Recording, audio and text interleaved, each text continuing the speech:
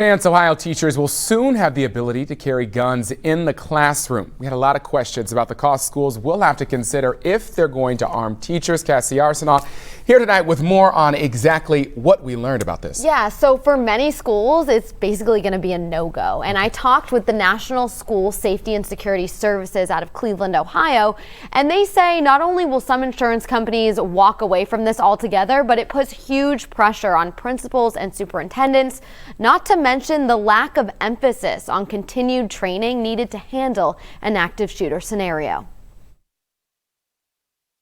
HB 99 advanced out of the Ohio House with a 58-33 vote last Wednesday. The bill sets a minimum of 20 hours of training for a teacher to carry a gun in a school.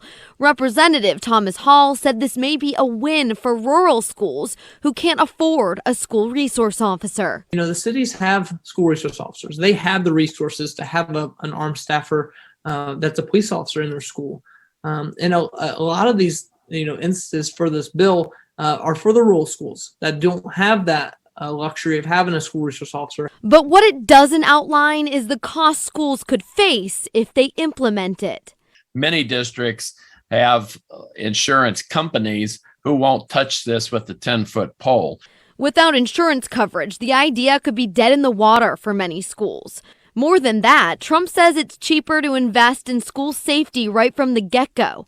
Factors like maintaining equipment, continued training, and psychological training in an active shooter situation are all things that will fall on the district.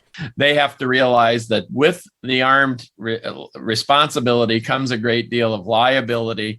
And if they want an armed presence on campus, then go the full route, put your money where your mouth is, and have a trained professional on campus. If they don't, Trump believes school district staff may pull double duty in a career they didn't sign up for, nor do they have expertise in. School principals and superintendents are not law enforcement chiefs and administrators. It's not their professional expertise to manage an armed force as a police chief or sheriff would have to do.